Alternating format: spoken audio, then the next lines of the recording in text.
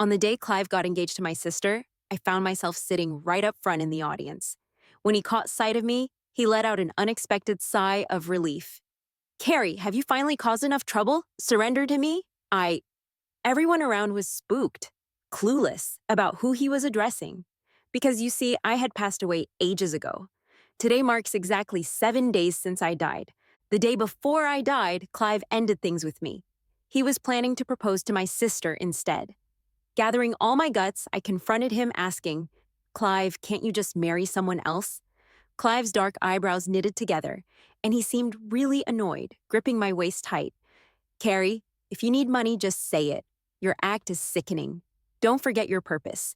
So, you're just after the cash. Enjoy stealing from others. How vile. I looked down, feeling sad. I hadn't forgotten why I was here.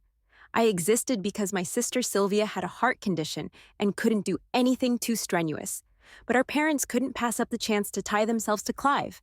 So they made me, the debt collector, step in for my sister in dealing with Clive. Yeah, serving isn't the right word, but when there's such a huge gap in wealth and power, even our own parents don't see me as a person. All that talk about human and women's rights just goes out the window. Your sister will be free soon and can get engaged and married. You fake it, get lost, and don't even think about taking over your sister's rich husband.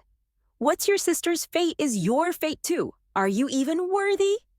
My birth mother's curses echoed in my ears. My heart hurt, but I forced a smile, holding Clive's neck tightly. Well, I do need some money. How about another 500,000? The dim light hid the tears well. No one believed that I, this replacement, actually loved Clive. Seeing him get engaged, I wanted to turn my life around too. Think of this money as my support over the years, my dowry from you. Clive had a terrible temper. When I told him I wanted to marry him, his expression turned icy. He abruptly stood up, leaving me feeling hollow. Then he gave me two choices: take back what I said or get lost. He used to give me options before, usually apologizing or leaving. I usually took the first one, because when he said leave, he meant standing outside the door, there for the night. But this time, I chose the second option without hesitation. Acting cool, I jumped off the bed to pack my stuff. And before leaving, I kissed Clive's lips reluctantly and flashed him a bright smile. Clive, thanks for taking care of me these past 3 years. Goodbye. I left behind the things Clive gave me since I didn't have much of my own. After all, without a home, I couldn't afford a lot. By the time I was done packing, dawn was almost here. I grabbed my suitcase and quietly left the room. Clive was already in his loungewear, waiting for me in the living room. He threw the breakup check of 500,000 at me, his face showing a level of malice I'd never seen before. His eyes shook, his thin lips parted, and he actually spoke again. Carrie, if you surrender to me now, you can still change your mind. You wanted money, right? Here you go. It felt like Mars crashing into Earth, shocking me so much I almost dropped my suitcase. Clive, the rich young master, always had others bending over backward to please him, begging for his mercy. When was the last time he offered a way out, letting someone leave? But even though it was an honor, I never meant to take that exit, Clive.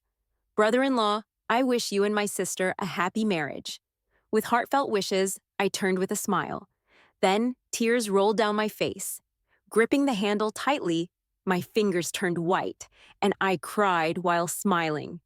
Well, I lost my love, but I gained 500,000. It's enough for Grandma's surgery, and she can live a healthy life for a long time. I am dead. The mung po soup is kinda bland. No green onions, not tasty, Granny. I looked up and weakly tugged at the corners of my mouth towards mung po. Granny, have you seen my grandma? She should be right in front of me, half an hour ahead. You can. Learn from her. Tears mixed with blood streamed down my cheeks as I smiled sadly, my heart breaking. The soup she made was the most delicious in the world. She was the only one who truly cared for me. It's my fault I couldn't save her. But why, Granny? Why? I was so close, just one step away. Mungpo stared at me silently with dark eyes, then gently touched my head. Cold to the touch, yet I felt a warm sensation. Child, you did your best. A white light flashed before my eyes, and when I opened them again, I was back in the mortal realm. I became a bound spirit, stuck within 5 meters of Clive.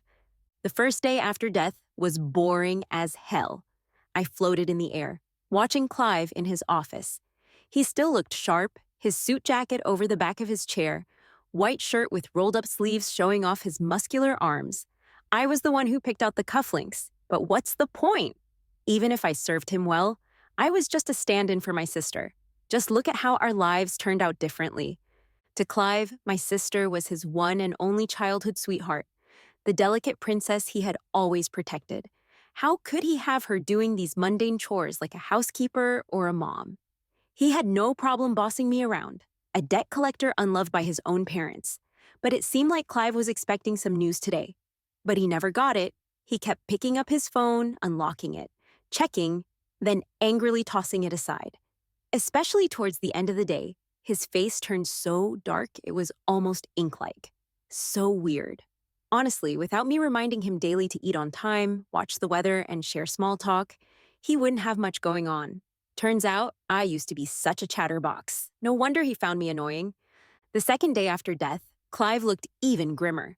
When he got home, he tossed away all the little things that used to belong to me, over the top. He gave my sister diamond jewelry, while everything he gave me was just freebies. I didn't mind. I cherished them all, but he had the nerve to throw them away. Housekeeper Wang nervously asked him, "Young master, why not bring Miss Lin back?" Standing beside them, I couldn't help but shake my head. I'm already dead. Where would they find her? And it wouldn't be considered finding, but rather retrieving. Clive, with a cold face, turned and went upstairs. No need. But strangely, that night he slept in my room, clutching my pillow. On the third day after death, Saturday, Clive took the day off, didn't go to work, and burned all my photos at home. Even though the Singh and Lin families were close friends, I hadn't lived with my parents since I was 10. Naturally, I couldn't compare to my sister, who had so much interaction with Clive. After 3 years of being a substitute, I didn't even have a proper photo with him. These photos were all taken by me, risking everything. But he just set them all on fire. Why not just retrieve me and burn me too? The riverbed is so cold. The fourth day after death, Sunday, Clive grabbed an axe and chopped down the trees I had carefully grown for 3 years. He personally uprooted each one I had watered and fertilized, treating them like precious roses. He's really something. He knows all this was my hard work because my sister liked flowers, especially the most vibrant ones, freshly picked. So my mom forced me to change my college major to horticulture. Following Clive, he even paid a high price to get a piece of land in the garden for me to grow flowers for my sister. Every day, I'd pick the freshest ones and bring them to my sister's sick room. Now that my sister is recovering, he's willing to tear them all up. Forget it. I won't dwell on it. I'm already dead, and no one's around to care for them. They'll wither away eventually. Just like if Grandma hadn't taken me in, picked up scraps, and raised me, I, the second miss of the wealthy family, would have starved on the streets long ago with nobody to claim my body. And now, without Grandma, I have indeed died. They are no exception. On the 5th day after death, Clive still crashed in my room, almost like he moved in. My parents and sister came by, cheerfully discussing the engagement with Clive, though most of the talking was done by themselves. Clive listened intently, his gaze calm. After a while, he suddenly asked, "Why isn't Carrie here?" My parents and sister were momentarily stunned. Then my mother forced a laugh and casually said, "That girl has always been wild. We can't control her. Who knows where she's off fooling around, never at home." I listened on the side, pursing my lips. It's not that they can't control her, it's that they just don't care. When my mother gave birth to me and my sister, she had a tough delivery and almost died on the operating table. As a result, my sister was born with a heart condition, while I was perfectly healthy. They say twins often become enemies, one repaying a debt, the other collecting it. In this case, I'm clearly the one who's here to collect. My grandparents were already unhappy with my mom, and as an excuse, they criticized her for being useless and only bringing financial losses. My mom blamed all of it on me. She thought I took away my sister's nutrition in the womb, causing her to suffer from birth, leading to our grandparents mistreating us. So everything I have should be given up for my sister. While my sister was suffering in the hospital, I wasn't even worthy of coming home. They have no idea where I live, let alone where I am now. Clive simply responded with a no and didn't say anything else. A hint of envy flickered in my sister's eyes. Then she leaned closer to Clive, resting on his shoulder. Clive, Carrie must be mad at me. It's all my fault for being weak and causing trouble for Carrie. If it weren't for me, she could have been happier. If Carrie likes you so much, I'll give you up for her. My sister's words didn't sit well, and my mother got even angrier. She quickly grabbed her other hand and gently patted it. Sylvia, don't think nonsense. You're the luckiest one. That wide-eyed wolf, Carrie, who wasn't even close to you in the womb. Why would she have a say in your marriage? As she spoke, the pain in my mom's eyes was almost unbearable as she hugged my sister tightly. If she doesn't come, then she doesn't come. It's better without her causing trouble. My sister nestled in my mom's embrace, softly crying. But we're still sisters from the same womb. When we get married, I still hope to get her blessings too. As she spoke, her gaze hinted at something, sneakily glancing at Clive. But Clive kept his eyes down, staring at his phone, lost in thought. I walked up to them and whispered mischievously in Sylvia's ear, Sylvia, you're lying. You clearly watched me die. Yet you pretend not to know. You're really wicked. After that, I reached out to my mom and murmured sadly, Mother's embrace. Is it warm? What does it feel like to be held by my mother? It should be the same as when Grandma used to hold me? It should be. The 6th day after death came, and people kept coming to Clive to confirm the details of tomorrow's engagement ceremony. But Clive seemed distracted. Finally, he told his assistant Zoe, find Carrie. At the same time, he sent me a WeChat message. Carrie, come back. How much money do you want? I'll give it to you. I couldn't help but laugh. Why does he think I'm so obsessed with money? I'm already dead. Money means nothing to me now. But I don't want Clive to find me. I don't want him to see my body. It's so tragic and ugly. Naturally, Clive didn't wait for my reply. He got angry and threw his phone aside, his face turning pale as he said, If you have the guts, just don't come back. It was the first time I saw him act so childish. I felt a mix of amusement and frustration. Clive, this time, I gotta say, you're something else. On the 7th day after death, at the engagement venue, there were tons of guests since it involved 2 prominent families. Many were chatting, saying it was a perfect match, childhood sweethearts stepping into marriage. I sat in the front row, wanting to see with my own eyes the man I loved most, marrying my beautiful sister Sylvia. But my mom sat next to me, her face serious as she texted my dad, Where did you go? If Carrie doesn't want to come, fine, come back quickly. What's more important than Sylvia's wedding? On my dad's end, it showed typing for a while before he finally sent a message. Carrie is dead. She jumped into the lake and committed suicide 7 days ago. My mom's expression froze for a moment, looking dazed. Another message came from my dad. The body was recovered last night. It's all over the news. Almost the whole city knows. It's a day of joy for Sylvia's engagement. No one knows about my memorial ceremony on the 7th day. Isn't it ironic? The whole city knows I'm dead, but my biological parents are busy prepping for my sister's wedding, completely clueless. No wonder the wedding guests had such strange looks. My dad sent another message right after. Today happens to be the 7th day. It's so ominous. Oh, so he's blaming me for dying at the wrong time, causing trouble for Sylvia's engagement?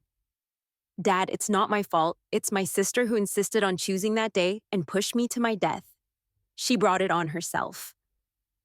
The music started playing, and Clive walked hand in hand with my sister, slowly making their way to the stage for the vows. He looked really handsome today, even in his usual suit. He was exceptionally sharp. My sister looked beautiful too, with makeup on and her previous sickly look gone. She was stunning. We truly are sisters. Our taste in wedding dresses is pretty similar. It's the diamond-studded, one-shoulder gown that I love the most, highlighting her slender neck and graceful shoulders. It's wonderful. If us sisters can only have one person's happiness, then from now on, my sister will carry mine too, doubling the joy. Thinking like this, I didn't seem to hate her as much anymore. After all, I'm already dead. However, it was odd that with my gorgeous sister standing in front of him, Clive kept scanning the audience, like he was searching for someone. Finally, to my surprise, he locked eyes with me. As if relieved, he looked down at me from above and said, "Carrie, have you had enough fun? Surrender to me." My sister's face suddenly changed, almost blurting out, "Clive, what are you saying?" "Carrie, clearly." I raised an eyebrow, thinking, oh, did she almost slip up? But my sister, true to her nature, quickly retracted her words, forcing a smile. "Carrie," she clearly said. She couldn't say it. My mom sitting next to me wasn't as composed, looking at my position with a terrified expression on her pale face. "Ah, Clive, what nonsense are you talking about? Who is this? There's no one here." My mom panicked. Clive froze, pointing directly at me, his gaze sweeping across all the guests. "She's right here. Can't you see her?" Both my sister and mom's faces changed. The guests were in an uproar. Some of the more timid ones were already running out. After all, it's the 7th day, and superstition is hard to ignore. My sister approached, grabbing Clive's arm with one hand and covering her heart with the other, biting her lip. The vulnerability and charm in her eyes made me want to embrace her. "Clive, stop messing around. Carrie said she couldn't come. It's chaotic now. I'm scared. My heart feels uneasy. We're still in the middle of the ceremony. Let's not ruin it over this."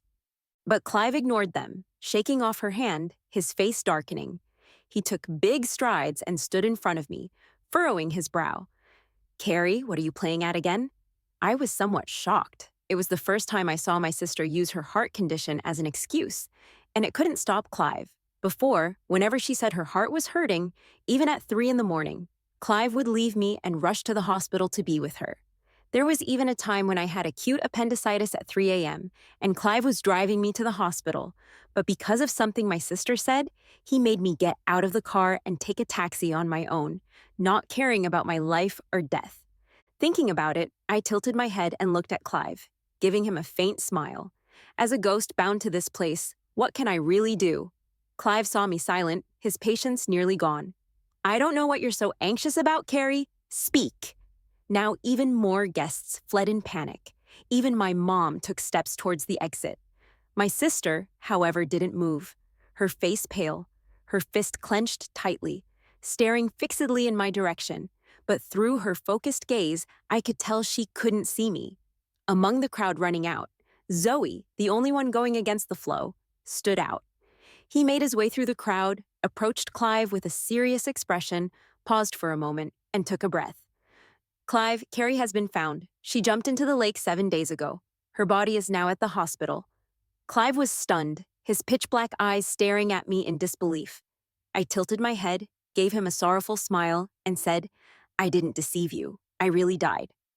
Clive being able to see me not only blew my mind, but clearly surpassed his own expectations. Even with news of my death and my body lying before him, he couldn't believe it. Trembling, he reached out his hand, wanting to touch my face. I didn't move, letting him reach out, and then his fingers passed right through me, grasping at nothing. The impact of this piercing through my body was more powerful than any corpse. In that brief moment, the emotions in Clive's eyes began to crumble. They shattered into an incredulous tremor. He kept reaching out, wanting to touch me, hold me, make contact. But it was all for nothing. To my sister, my mom, and all the onlookers, he seemed completely insane. Clive shook his head, persistently reaching out his hand. "Impossible, impossible." "Clive, I am dead." I stood there quietly, emotions steady, just feeling confused. Wasn't it said that he didn't love me? That he only saw me as a replacement for my sister's bed? Didn't he bully me all these years for my sister's sake? Now, with this act, I almost believed he truly loved me. Besides my grandmother, who else could possibly love Carrie? The day we broke up, I died. I died at the bottom of the river, not far from the hospital. The water at night was so cold, really cold. As I said this, I paused, tilted my head, and revealed a pleading smile. My grandmother's body is still at the hospital. I don't know how they handled it. At least, after taking care of you for 3 years, could you bury us together?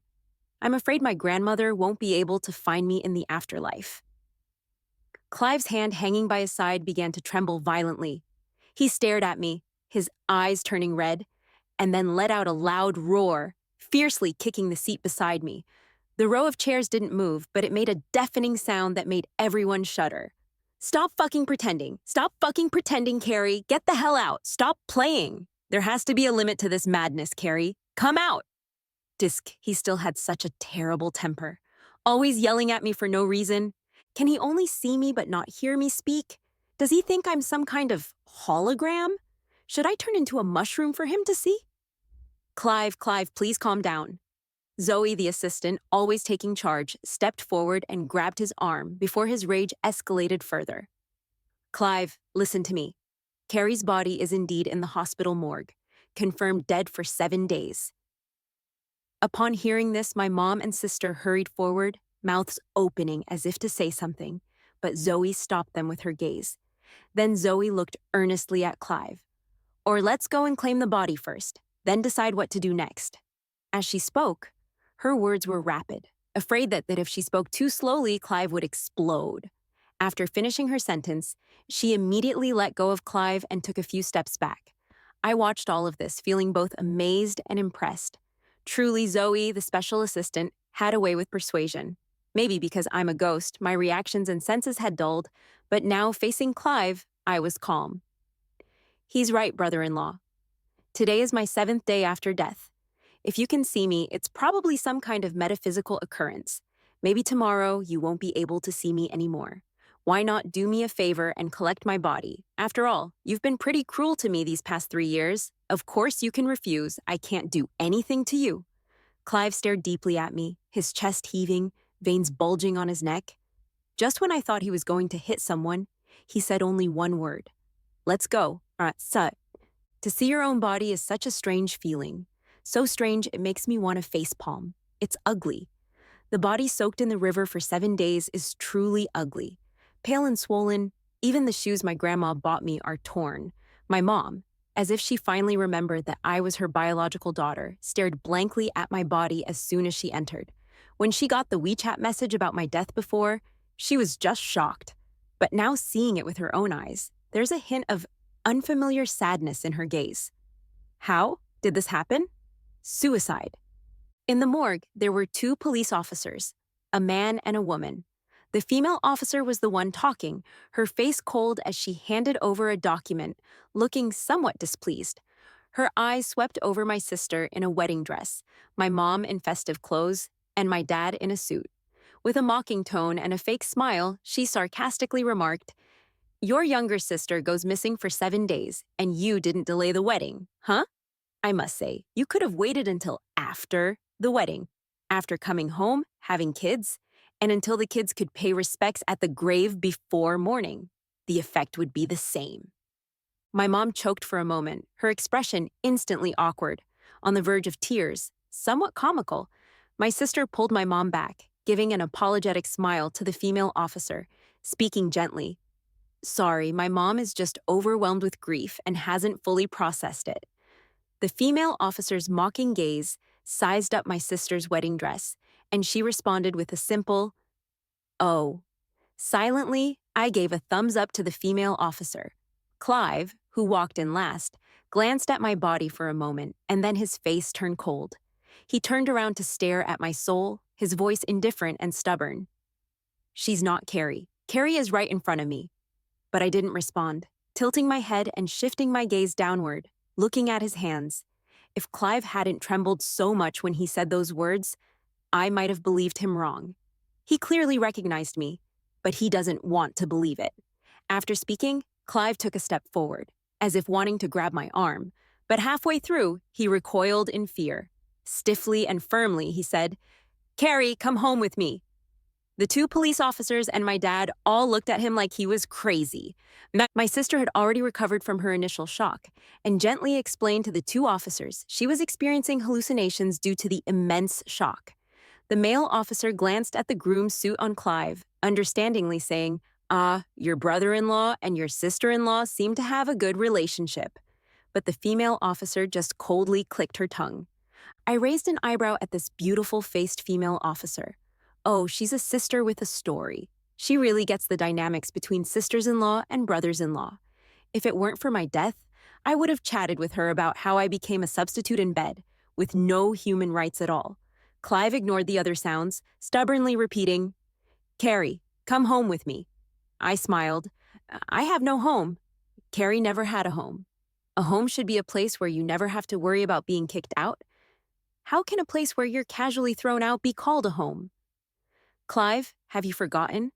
Every time you came back from the hospital after visiting my sister, seeing her suffer, you'd get angry and kick me out of the house, making me sleep on the bench in the yard. For 3 years, whenever my sister was upset, I was kicked out of the house. No matter the time, the weather, whether I was dressed warmly or lightly, I had to be at her beck and call, no matter the task. If my sister wanted to eat crab in the middle of the night, I had to prepare it immediately, personally crack it open, and deliver it to her. If I was even a minute late, I had to wait outside the hospital room for an hour, watching as she threw away the small amount of crab meat I'd painstakingly peeled because my sister couldn't tolerate any cold foods. How? Can that be called a home? Clive must have remembered. So he froze, his expression becoming complex and serious. But in the end, still with a cold voice, he stubbornly said, "She's not Carrie. We can't claim the body." The policewoman took a deep breath, but couldn't hide her frustration. Lowering her voice, she angrily slammed the documents on the desk. Papers scattered, many falling to the floor. "People are dead. Can't we let her rest in peace? Carrie suffered so much in her life. Can't she find peace in death? How much do you hate her?" Hate. That word isn't really accurate. Clive doesn't hate me. He just dislikes me, looks down on me. Actually, Clive and I used to play together before we turned 10. He was really nice to me back then. He was a gentle and caring older brother, always playing with me after he finished with my sister. But that year was the peak of my sister's illness. She'd cry as soon as she saw me, crying that I took away her health, that I caused her such unbearable suffering, that I didn't deserve to be so happy, carefree, and able to play with her brother Clive. Crying until my mom's heart broke, her gaze filled with disgust. That night, she smashed my dinner plate, saying I had no heart, no empathy. How could I eat when my sister was in such a condition? Just when my mom was about to hit me in anger, my dad casually said, "Well, we have plenty of properties at home. If Sylvia doesn't want to see her, doesn't want her to have any contact with Clive, then let her move out. When Sylvia no longer suffers, when she's ready to accept her again, we can bring her back." That's how, at 10, I moved out of the family. Never saw Clive again. 3 years ago, we met again. I became a substitute for my sister's bed, and he became my benefactor. I still remember that dull, rainy day. I stood in Clive's living room, filled with excitement, but froze upon hearing his first words to me. "Carrie, after all these years, you still love taking things that don't belong to you." In that instant, I felt like I saw my parents. I realized clearly that in Clive's eyes, I would forever be a sinner who must spend her whole life repaying the debt to my sister, Virginia. My dad suddenly frowned, bending down to pick up a piece of paper. It was my bank statement. Most of the transactions were money transfers to the same person. My dad pondered for a while, as if remembering something. "That's the former maid who was caught stealing from our house? Why does Carrie send her money?" The policewoman let out a quick, light, cold laugh. Then she composed herself, staring at my dad with utmost seriousness, and said, "Because she's the only person who has been kind to Carrie all these years. Since she managed to survive by scavenging, taking on odd gigs, and supporting Carrie for 8 long years, she ensured neither of them went hungry or froze to death." After dropping this bomb, the entire room sank into a chilling silence. My sister, as if hearing this revelation for the first time, covered her mouth in shock and whispered, "How could this happen?" Yes, seriously, how could this go down? The second young lady from a wealthy family almost died of starvation on the streets. The policewoman gave another shrug, her tone odd. My sister couldn't take it anymore and broke down crying. I looked up and caught Clive's gloomy, silent expression. Then, I turned to my parents, gently placing my hand over my heart as tears streamed down my face. "Dad, Mom, is this the life Carrie's been living all these years? Why didn't you tell me?" I almost started laughing. They never gave a damn about me, so how could they possibly know? The housekeeper didn't follow their orders and just gave me a monthly allowance. Kids who aren't loved by their parents won't find love elsewhere either. The cash from the housekeeper just covered my school fees, leaving me with only 60 won each month. Just enough for 2 buns a day, paired with discounted Vujin pickled veggies. If I had any extra costs, like buying a pencil or an eraser, I'd have to go hungry for a few days. The day I was about to pass out from hunger on the street, I luckily bumped into the nanny who'd taken care of me since I was a kid. She was sweet, but because she was too straight up, she got sidelined and falsely accused, leading to her being fired. She found me, took me in, and raised me. She provided the warmth of a home and a loving hug where I could cry and be spoiled. But in the end, I couldn't protect her. 3 years ago, Virginia was diagnosed with stomach cancer and was rushed to the hospital in critical condition. It was Carrie who covered her sky-high medical bills. And coincidentally, on the morning Carrie paid for the surgery, Mrs. Virginia's rescue didn't make it. And she died on the operating table. Half an hour after her death, Carrie also took the plunge into the lake to end her life. After saying this, the policewoman glanced up at my sister, my father, and my mother. Do you even know a bit about this? Facing her question, my mother shook her head repeatedly, her tone stubborn and unapologetic. Then she went on. If she had no money, why didn't she say anything? We've had family reunions over the years, sis. As she spoke, she couldn't continue, a hint of regret flashing across her face. It was clear she remembered all the times I told them the housekeeper's money wasn't enough and asked them to look into it. But how did they respond? Your sister's suffering in the hospital and you still have the nerve to spend money. You're just lying to get cash. How dare you do this? How can you live such a cushy life? The last time they noticed I was broke, they voluntarily gave me money. It was because I agreed to be my sister's stand-in, so I wouldn't look too shabby and upset Clive. The room fell into a deadly silence.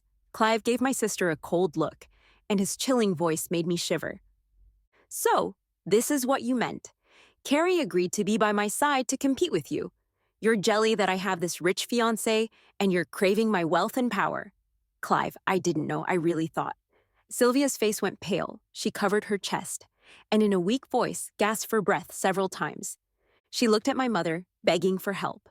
Mom, my heart hurts so much. My mother had a pale face, clearly still in shock from my death. But Sylvia's cry of pain snapped her back to reality. She held on to Sylvia desperately, like a mother hen protecting her chick. It was me. I was scared Carrie would get greedy and told Sylvia on purpose, she said. I lowered my gaze, not surprised at all. Sylvia's mother was truly a good mom. But Carrie's mom? Nah. Greed. The policewoman suddenly spoke slowly, repeating those 2 words.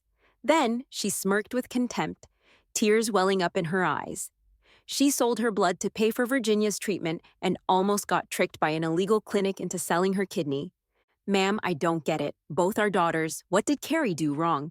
Didn't you give her life and bring her into this world? When Carrie was struggling, did you ever stand in her way even once, like you're doing now? Tears streamed as the policewoman turned her head towards my lifeless body. Her voice shook violently. Besides her grandma, she never felt a bit of warmth. She died in such a cold way. The water at night was so freezing. When I pulled her out, that chill got into my bones, making me shiver. What did she do wrong? Yeah, what did I do wrong? My sister's illness wasn't on me. My grandparents' disdain for my mom wasn't because of my birth. If I could choose, I'd rather have a heart condition. Where did I mess up? What did I get out of all this? Why, no matter how hard I tried, did they never love me? My mother was bombarded with questions, her face turning pale. Used to blaming me for everything, she couldn't pin it on anyone this time. Her well-maintained face lost its color. She took a few deep breaths, but still staggered back a few steps. She took Sylvia's health. She took a few deep breaths, but still stumbled back a few steps. She took Sylvia's health. She took mine. She tripped and fell to the ground, her gaze aligning perfectly with my pale body. She took a sharp breath, shaking her head in fear. Mom, I'm in so much pain I can't breathe. Sylvia suddenly grabbed her chest, bent over, seemingly in great agony, and started gasping for air. Clive, for the first time ever, didn't move. But my father, who'd been silent the whole time, quickly rushed over and lifted her up, heading towards the door. Hurry, keep up. Don't let Sylvia stay with the dead any longer. Forget about what happened with Carrie before. She's our only daughter. We can't lose her too. My mom, hearing his shout, snapped back to reality. After glancing at me, she gritted her teeth and immediately followed. The policewoman clenched her fists in anger. This family deserves to die. If I were Carrie, even as a ghost, I'd drag them to hell. Sister ghosts don't have that much power. I floated over and gently touched her shoulder to calm her down. Thanks, stranger. Carrie says thanks. Clive suddenly spoke, his eyes red, staring at the policewoman. She froze, then turned away and started crying again. You don't deserve to represent her. None of you are good people. My body was still in the hospital morgue. No one claimed it. Ignoring the policewoman's rage, Clive coldly left the hospital with Zoe. Back in the car, his face turned pale, veins popping on the back of his hand gripping the steering wheel. Floating in the back seat, I kept talking. Clive, after the 7-day mourning period, I might really disappear. Please help me find a place to rest with Grandma. Shut up, Clive suddenly yelled, making Zoe and me tremble. Zoe cautiously asked, Clive? Clive coldly interrupted, Get out. Zoe got it right away, opened the car door, and was about to exit. But before she did, Clive added, Find out where Virginia was buried, yay? The car door shut. Clive started the engine, not even glancing back at me. The scenery outside the window slowly faded, the silence becoming suffocating. I thought for a moment, silently moved forward, and floated to the passenger seat. Clive, Shut up. Clive stared straight ahead, his profile showing cold hardness. I will definitely keep you. Helplessly, I said, But I'm dead? Didn't you see my body? Clive suddenly raised his voice, his expression turning icy. You're right in front of me. Why should I accept that you're dead? That's not you. I can't possibly collect your body.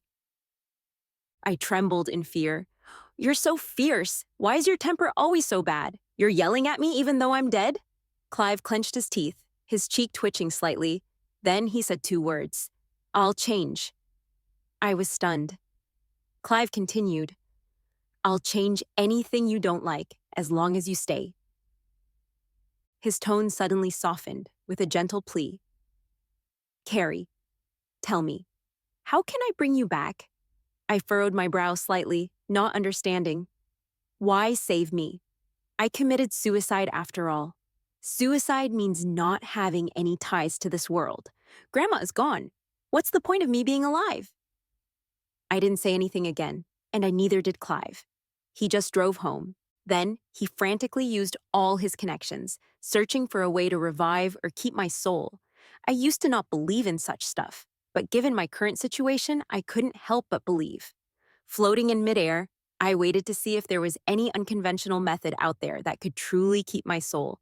And Clive, true to his nature, using money and power, found a seemingly promising solution late in the evening. They say in web dramas that rhinoceros horn can communicate with ghosts. Rhinoceros horn can talk to ghosts. A few thousand gold for rhinoceros horn. For Clive, it was no big deal. He's really loaded. News of Clive's pricey purchase of rhinoceros horn spread quickly. He put down his phone and looked up at me. Though he didn't seem overly excited, his eyes were bright. Someone will soon deliver the rhinoceros horn. Carrie, I will keep you. I will definitely keep you. I floated down from the air, staring at the madness in his eyes. Clive, have you forgotten you're my brother-in-law? You used to dote on and love my sister, always bullying me for her sake. When she cried, I had to cry twice as much. When she was in pain, I felt double the pain. So why are you going through all this trouble to keep me? Do you think I owe you my life? Do you want me to come back and keep repenting? She was the apple of your eye, and I'm just a weed, right? Clive paused for a moment, his lips twitching, and he lowered his gaze, avoiding eye contact with me. After a while, he spoke softly. But I don't want to lose you. It wasn't the answer I expected, but fortunately, it wasn't. These days, as I floated around him, watching his actions, It seemed like he had fallen for me. Clive, do you know why I like you? I suddenly changed the topic. Clive trembled all over, his expression frozen. The first candy I ever had was given by you, and I still remember the taste. I never knew something in this world could be so sweet. I'm really starved for love, and I really want someone to love me. As long as I get a bit of warmth, I'll do anything to get closer. So, when I agreed to be with you for my parents, it wasn't just for the money. It was also for my own romantic fantasies. These 3 years dealing with him, while it saved Grandma, also let me indulge in my own love fantasies, accepting that I fell for Clive. But no matter how much I love, there are boundaries. I never thought about ending up with Clive in the end. I just wanted the deal to be over, save Grandma, and then distance myself. When Clive was in love with my sister, he could handle using me as a substitute. He not only disrespected me, but also the word love. What I couldn't accept even more was that my whole family silently accepted this arrangement.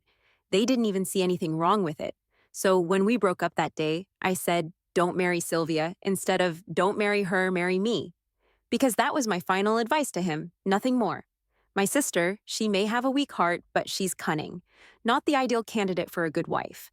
But Clive responded with cheap or not to me. He treated me with 3 years of disrespect and bullying. So Clive, please don't say you love me. It's too disgusting. Clive's expression suddenly stiffened. His thin lips trembled, about to speak, but then his phone rang.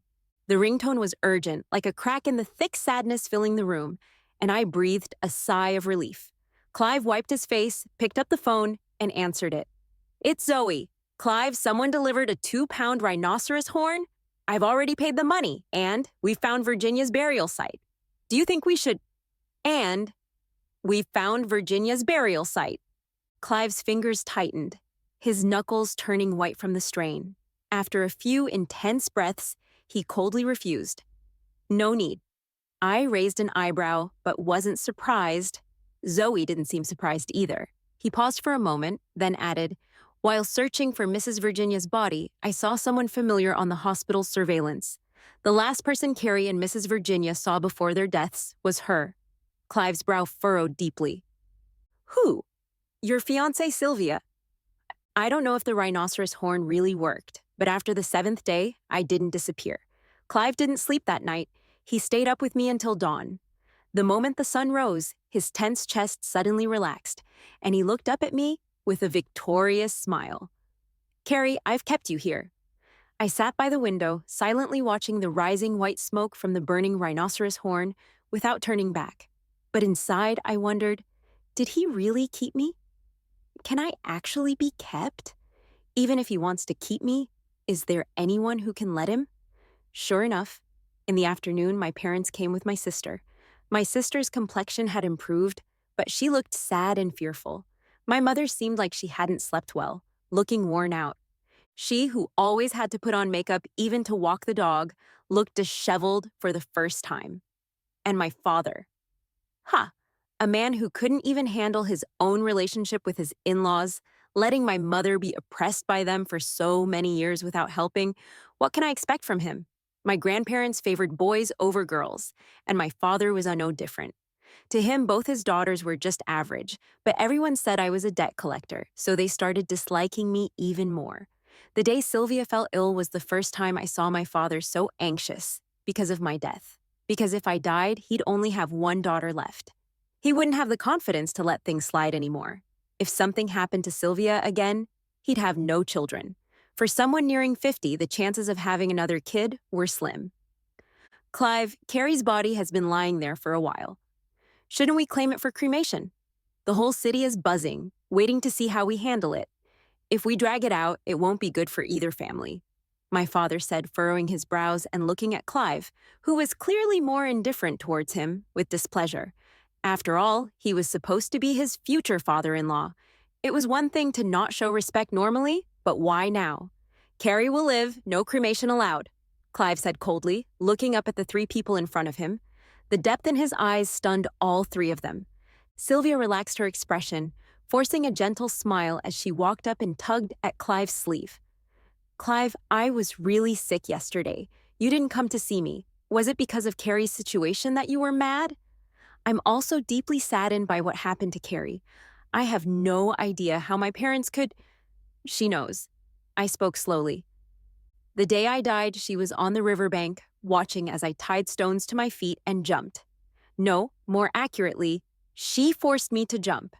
I stared firmly at Sylvia, unaware that my mother suddenly looked in my direction, her eyes gradually filled with fear. You didn't know? Clive also smiled, as if seeing Sylvia clearly for the first time, gazing at her face, which resembled mine about 70 or 80%. And then he laughed with self-deprecation. Sylvia, you've been in hospital since you were young, so my parents and I always subconsciously saw you as a simple, pure girl. But now it seems, when it comes to lying, you don't even blink. No wonder all these years, you played us like puppets, using your convenient heart condition. Sylvia's face changed, her smile forced, and a hint of guilt flashed in her eyes. But when she looked up again, she put on that pitiful, sickly beauty appearance. Clive, what are you talking about? How could I know something you all don't? Is that so? Clive sneered and violently threw a stack of documents on the coffee table. They were several color-printed surveillance images, clearly showing her sitting by my grandmother's bedside, crying. They also recorded my grandmother being taken out for rescue and her mocking expression. The stark contrast between her current delicate and gentle image of a sickly beauty and her past behavior stunned both my parents, especially my mother, looking at Sylvia in disbelief. Sylvia, do you know Virginia? Why did you go to find her? Sylvia opened her mouth, tears streaming down her face. Yes, I know. I know she raised Carrie. I went to find her because I was afraid Carrie would cling to Clive and keep trying to snatch my marriage. I wanted her to persuade Carrie not to seduce her own sister's husband and be the third wheel. I never expected her to suddenly fall ill, and I never expected that my grandmother would die on the operating table, rescue efforts in vain. My fists clenched tightly, filled with hatred. I could barely contain the urge to tear Sylvia apart. My grandmother truly loved me. How could she handle such a blow? What she least wanted was to burden me. I remember clearly that day the weather was gloomy, and the hospital corridor was filled with the smell of disinfectant. With every breath, the moisture in my heart was taken away, turning into knives, slashing through every capillary. Doctors and nurses brutally told me, "Grandma is gone, forever." I wanted to find Sylvia to exact revenge, like a madwoman. But my sister looked at me arrogantly, disdainfully. She said to me, "Carrie, what right do you have to make me pay with my life? You still owe me this life.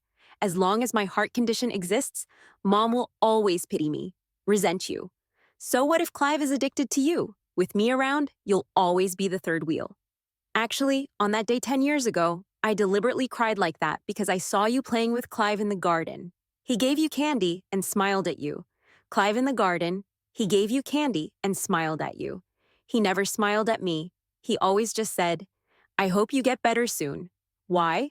Why can you carry but not me? So she used her advantage and with a few casual words, made our parents drive me out of the house. Made me disappear from Clive's world.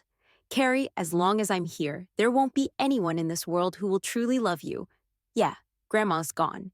How can anyone truly love me anymore? Carrie, you're really pitiful to be so desperate for an old woman who has no blood relation to you. Instead of thinking about dying together with me, you'd better hurry up and die so she doesn't have to walk the road to the underworld alone. In the surveillance video, Sylvia's every word and sentence were clearly replayed. My mother covered her mouth, tears streaming down, unable to believe these words came out of her beloved daughter's mouth. You drove Carrie to death? Sylvia, she's your sister. No matter how much you hate her, letting her go is one thing. But how could you? What kind of words are these? My mother thinks that no matter how much trouble there is, as long as she keeps me alive, it doesn't erase the bond of family. Does that make her a good mom? She'd rather acknowledge that Virginia has a relative than consider you her mother anymore. Mom, please wake up. Seeing this, Sylvia stopped pretending, her eyes filled with clear hatred towards me, looking at my mother. Her face, twisted by anger and resentment, was truly ugly. Mom, you're just like me, both pitiful souls burdened by Carrie. It's good she's dead. The world would be peaceful without her. Carrie even thanked me for waking her up to die. Sylvia's words were spot on. They truly woke me up from the depths of despair. I no longer cared about giving my grandmother a proper burial. And when someone's dead, does it really matter where the body is? I just wanted to hurry and be with my grandma. She loved me the most. I couldn't let her walk the road to the afterlife alone.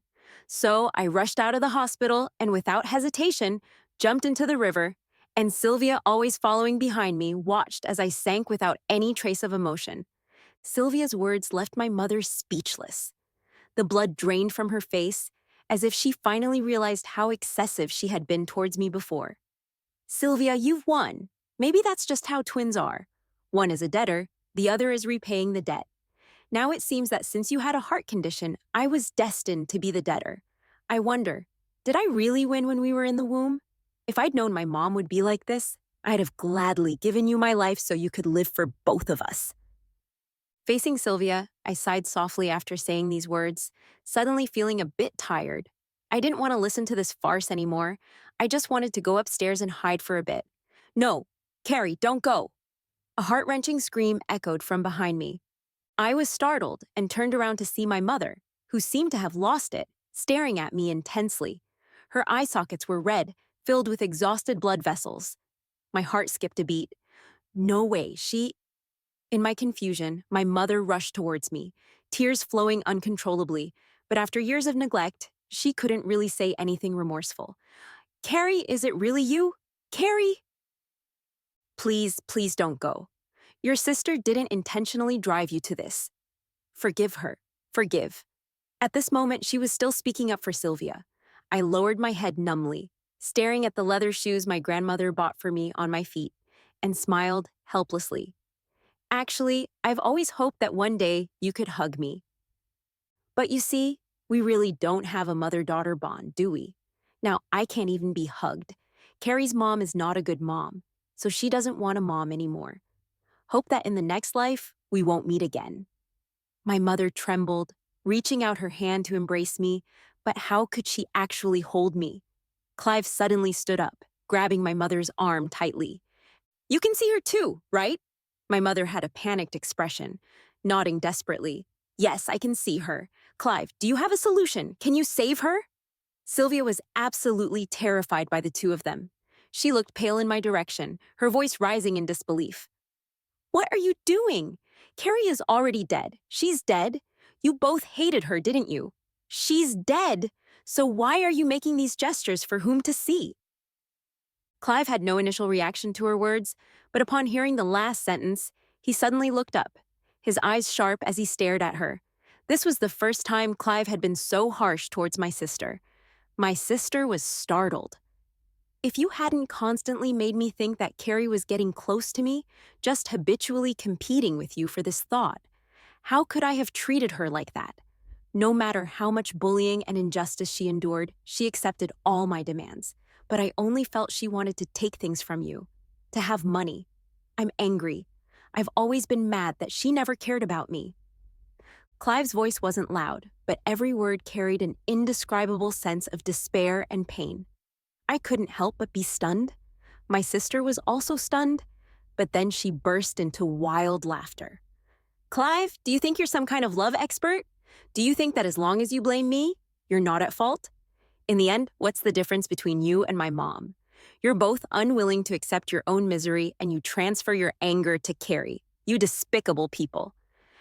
Isn't it hard to find out what Carrie went through before? Why she was so short on cash and why she agreed to be by your side as my substitute? But did any of you bother to investigate? She explained so many times, tried so many times to find a chance to talk to you. Did you believe her? You didn't, because all of you are the same. Only willing to believe the Carrie in your hearts, a debt collector who knew how to steal from the womb, morally corrupt and beyond redemption. Sylvia had always been gentle and fragile. Never did I imagine that one day she'd be gripping her neck veins and shouting like this. My mom trembled all over, looking up at her. Sylvia, how can you say such things? Carrie is your sister. Sister? You never treated her like a daughter, so why should I treat her like a sister? Sylvia abandoned her disguise, sneering at my mom. Mom, have you forgotten how you used to call her a debt collector? how she didn't deserve anything. Now, because she's dead, you suddenly awaken your motherly love. My mom's chest heaved. You. For a long time, she couldn't say a word. Because she was right. All the people in this room were the driving forces that led me to attempt suicide, but none of them were direct culprits. They only used their cold violence, relying on my expectations of them, to disdain and hurt me recklessly. Sylvia was right. Ultimately, it was them. They never truly respected me. They thought I was a sinner who owed Sylvia, so they treated me poorly with righteousness and digested the dark sides they didn't want to face. Rhino. With a tilt of her head, Sylvia saw the large black rhino on the shrine next to her, as if she suddenly understood something. Indeed, living in the hospital all year round, Sylvia had read more than everyone present. Of course, she could guess what the rhino was for. She also understood why my mom and Clive could see me. She suddenly stood up and rushed over, hugging the rhino tightly in her arms, and turned back to laugh maniacally at my dad. Dad, we've ordered the rhino. Neither of us can see Carrie now. Seems like you, just like me, didn't care about her. My dad's face turned red with anger and embarrassment as his true thoughts were exposed. He angrily muttered, "What nonsense are you talking about? Where am I talking nonsense?" Dad, you never loved us, did you? Sylvia sneered and shifted her gaze to my mom's face. Mom, the key to the mother-in-law and daughter-in-law relationship was never about Carrie. Your parents never liked you, and it's because Dad never took any action. You refused to admit you chose a useless man, so you blame Carrie. How are you better than me? My mom tightly covered her mouth, not even giving her a glance. She just cried and looked at me. Carrie, I'm sorry, Mom was wrong. Can't you stay? Mom will treat you well from now on. Sylvia, let go. Clive's usual calm expression shattered instantly. He panicked like a poor boy who'd broken a precious antique, helpless yet anxious. Sylvia looked at him coldly smiling. So, you've fallen in love with her, right? Clive, weren't you the one who loved me the most?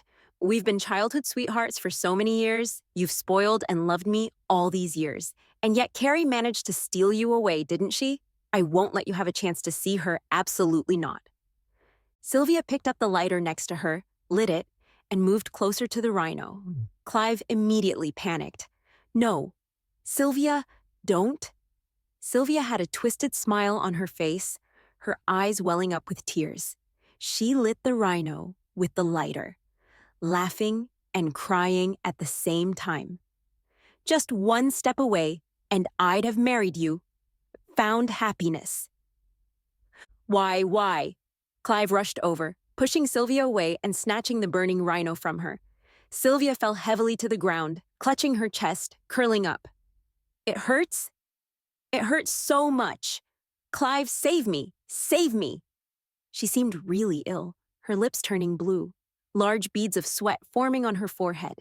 But Clive didn't even turn his head. He frantically tried to put out the fire on the rhino. Luckily, the rhino didn't burn easily. Only a small part was charred before the fire died out.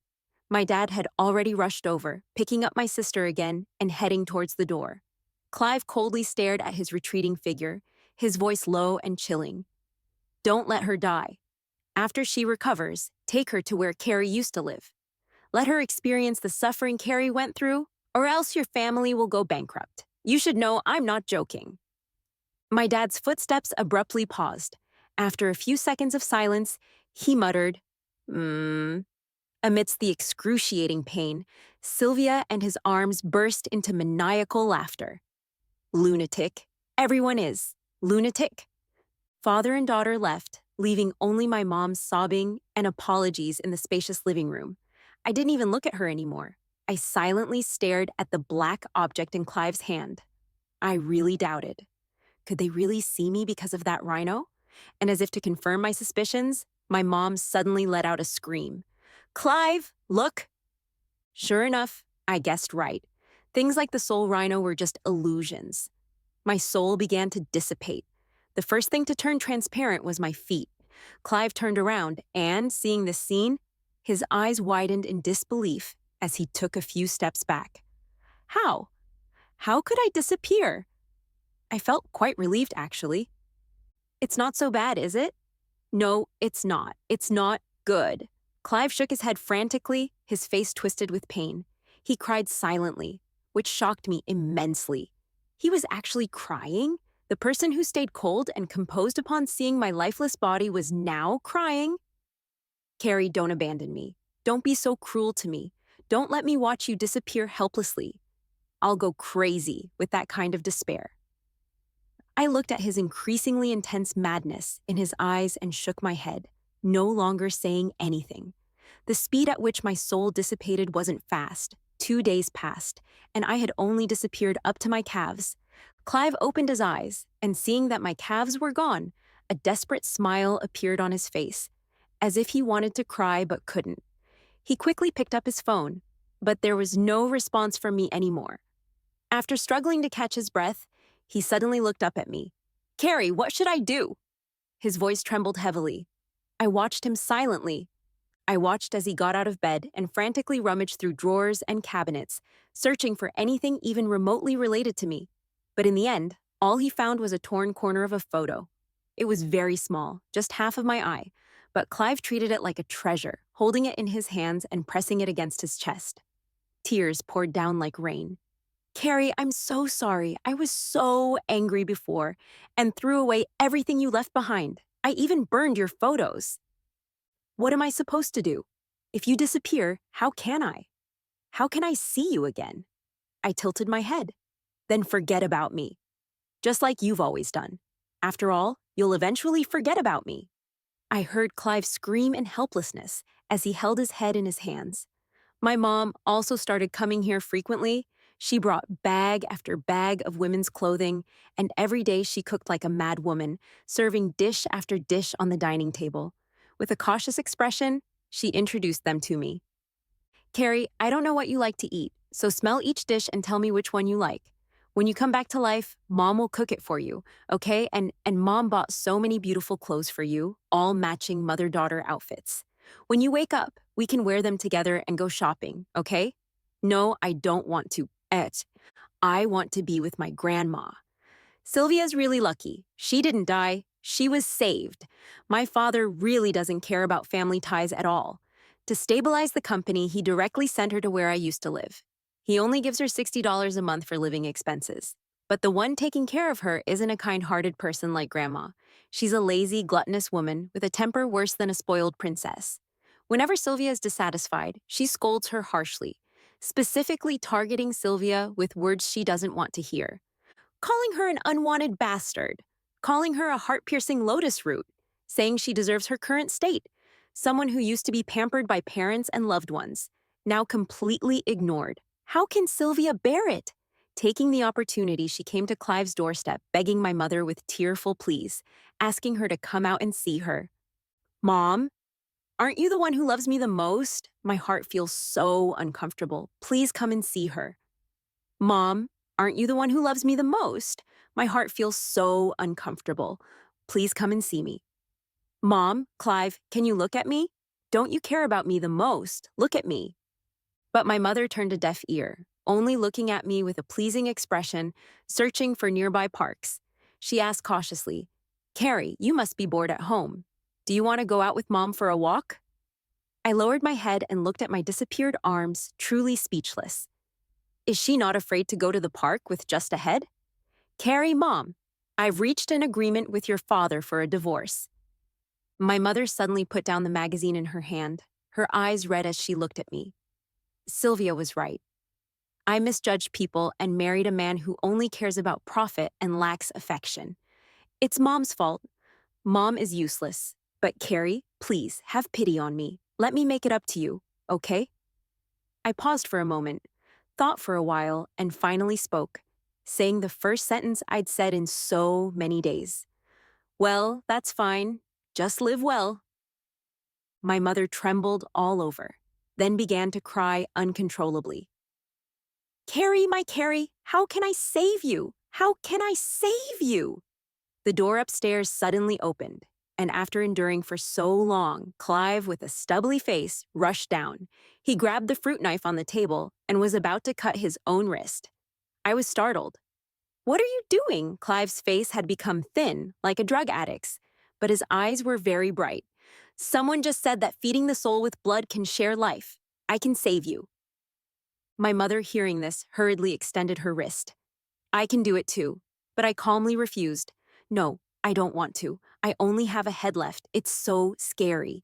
I even wanted to disappear quickly. This world is not good for me at all. I don't want to live. Just let me have some peace and quiet. Don't bother me anymore. You guys can live well without me. I'll go to the underworld first. You live well, live longer, and bother me less. Clive's face was filled with panic, and he pleaded desperately. There were so many tears on his face that I felt like I'd seen all the tears he'd shed in his lifetime. Carrie, don't disappear. I'm begging you, don't disappear. You've suffered so much, and we haven't treated you well. Please don't disappear. Please tell me, how can I save you? How can I save you? Extreme despair drove Clive into a state of mad sorrow. He seemed helpless, and he picked up a handful of candy from the fruit bowl on the table, holding it in front of me with both hands. Carrie, I'll buy you candy to eat. Can you stay? I'll make your future life very sweet. Very sweet. Please don't disappear. His hands were trembling so much. Half of the colorful candy fell from his hands. My soul has already disappeared to my nose. Clive was desperate, slowly kneeling in front of me. Who should I beg to? Who can bring you back to me? My mother was crying so much she lost her voice, clutching her heart and falling to the side, crying out my name. Carrie, my Carrie, Carrie, I love. Even my ears were gone. Their desperate cries gradually faded away. My consciousness completely returned to nothingness. Before dissipating, I thought, how wonderful it is I didn't hear that disgusting word. I thought, how wonderful it is I didn't hear that disgusting word. I returned to the underworld once again.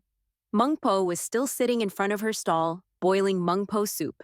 When she saw me return, she didn't say a word and served me a bowl of soup. Try it this time. Is it delicious? I took it, took a deep breath, and took a sip. Just as I was about to swallow it forcefully with my eyes closed, the familiar taste spread on my tongue. I opened my eyes wide. Grandma's soup! I laughed and cried, Grandma, you learn pretty quickly. Should I go and be reincarnated now? Grandma must have gone far away. I have to run to catch up. A gust of wind suddenly blew, blowing off Mung Po's hood. A familiar and loving face appeared. Grandma. Grandma lovingly touched my head, her voice echoing throughout the underworld. The soup Carrie loves to drink, Grandma will keep making it, always. After I left, it seems like my mother had some mental issues and couldn't successfully divorce my father. Instead, she was taken back by my father and started living with Sylvia. At first, Sylvia seemed quite happy about it, but my mother seemed dazed, unable to recognize people. She would spend her days holding on to the only ugly doll left in the house, calling out, Carrie, Carrie. She would cook for it, buy clothes, bathe it, and put makeup on it. She poured almost all her maternal love into this doll. My sister, who was by her side, became what I used to be, experiencing my mother's neglect, insults, and disgust. Sometimes, even in the middle of the night, my mother would sneak into her room with a basin of cold water and pour it over her head to wake her up. Then she would laugh and curse. It's all because of you, you debt collector. You made my Carrie ignore me. Debt collector. Debt collector. There were many similar incidents and behaviors. Under this torment, Sylvia's heart condition started showing signs of relapse. She would feel sick every day, and there was no one to take her to the hospital. She endured my mother's cold violence, hanging on by a thread, shedding tears of remorse every day. Clive drank alcohol for several days and ended up with a stomach ulcer. If it weren't for Zoe discovering it in time, he would have almost died in my old room. In the hospital room, Clive had a blank expression, staring at Zoe, gripping tightly onto my tattered photo, his voice cracking with pain. I miss Carrie. I want to die, but Carrie said that if I stay alive, I will live. Zoe sighed and took out a photo from her pocket, handing it to Clive. Clive, this is a photo of Carrie that I accidentally took with my phone, although it's only half of her face. But Clive took the photo, tears streaming down like a dam breaking. Through teary eyes, he looked up at Zoe and softly said, Thank you, thank you. After that day, Clive suddenly seemed to come alive again, no longer drowning himself in alcohol.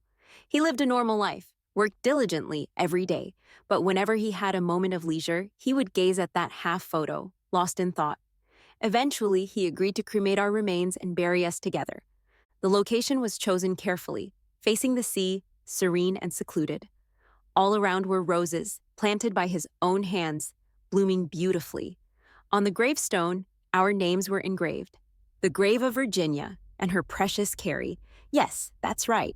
Virginia and her precious Carrie will live a good life from now on.